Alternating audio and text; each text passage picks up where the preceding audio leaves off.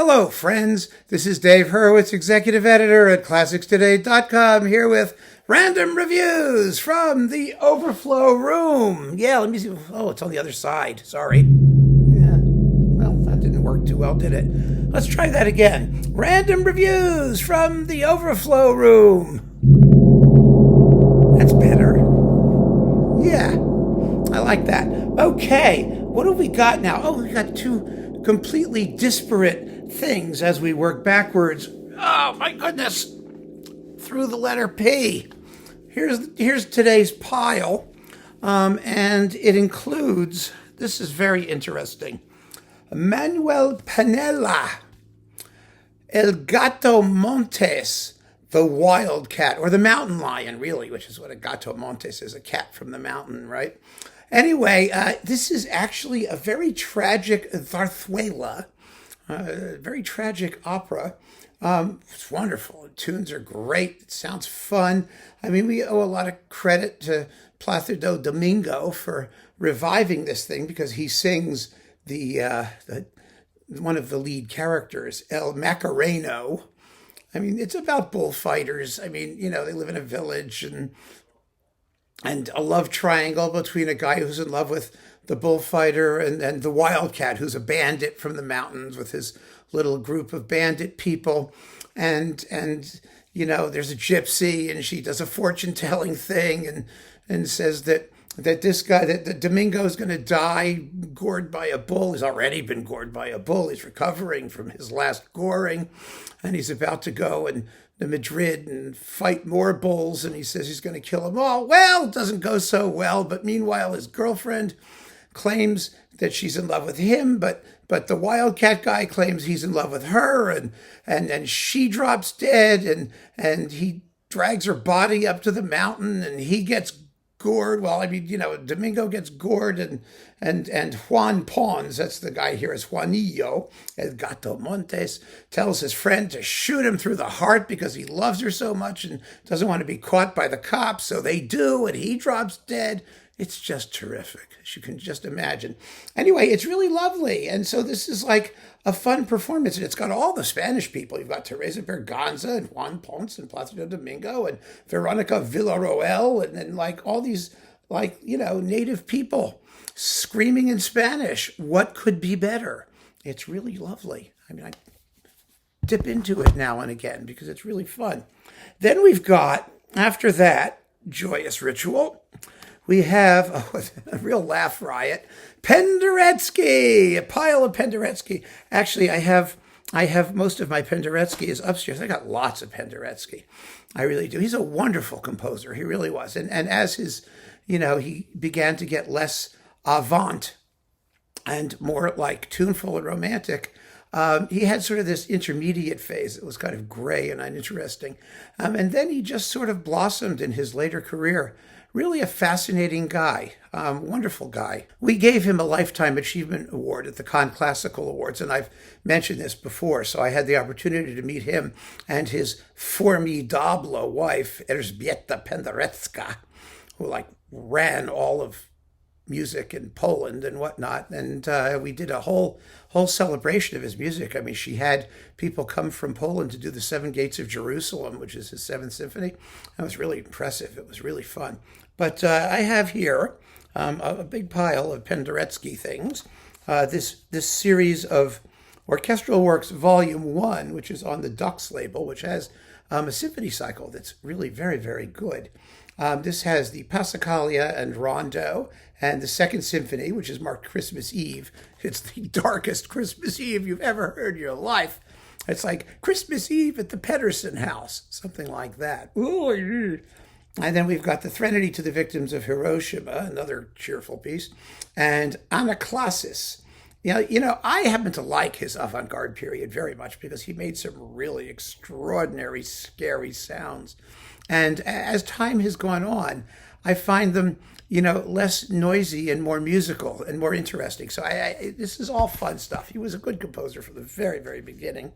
Here we have the Emi Matrix series, which is really fun.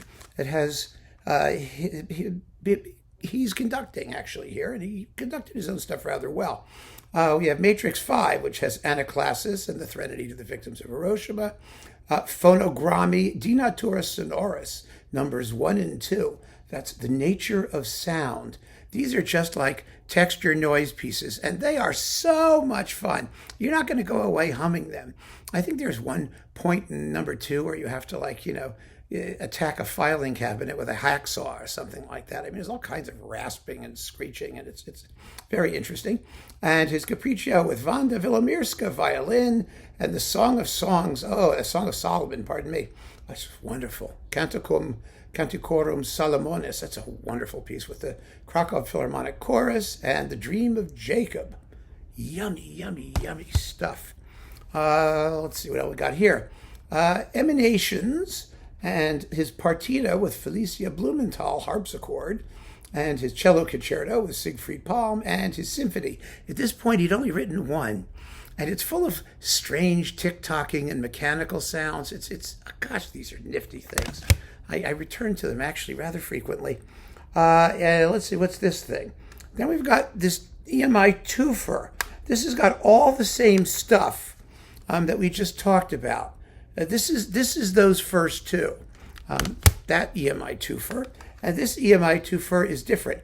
It has the Second Symphony, Christmas Eve again, the Te Deum, Lacrimosa, Magnificat, and Canon. The Magnificat and the Te Deum are important. His sacred music is an extraordinary blending of tradition and modernity and sincere spirituality. It's really an amazing legacy. Fantastic stuff.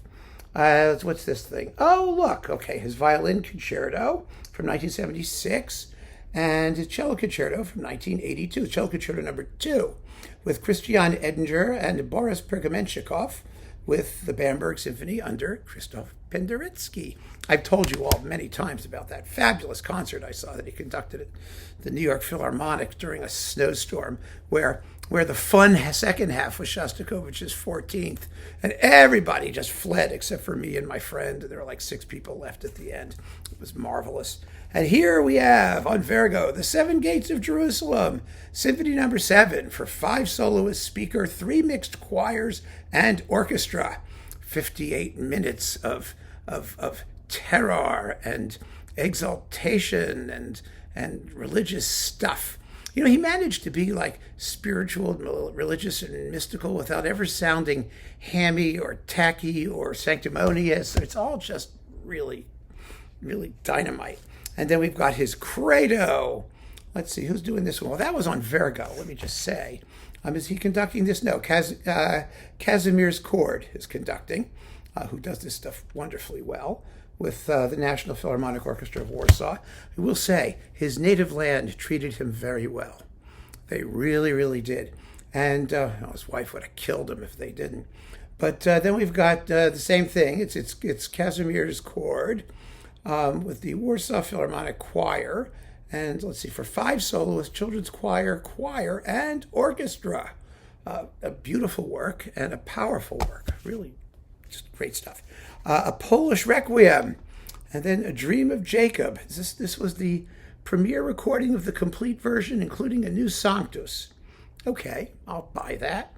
With Penderecki conducting the Royal Stockholm Philharmonic Orchestra and chorus on Chandos. Yummy. And Penderecki Choral Works. We've got from the Psalm of David's for mixed choir and instruments. This is one of his early crazy pieces, and it's fantastically wonderful. The Stabat Mater and Psalms. This is from the St. Luke Passion, which was completed later, I guess. Sicut Locus Est for 2 mixed choirs a cappella. Agnus Dei for mixed choir a cappella. Veni Creator Spiritus for mixed choir a cappella. And the Song of the Cherubim for mixed choir a cappella. This is with, it's Penderecki's conducting with the Warsaw National Choir, the National Philharmonic Choir of Warsaw. Yep, that's it. On Vergo, which is, the record label wing of Schott, the music publisher. So there you go.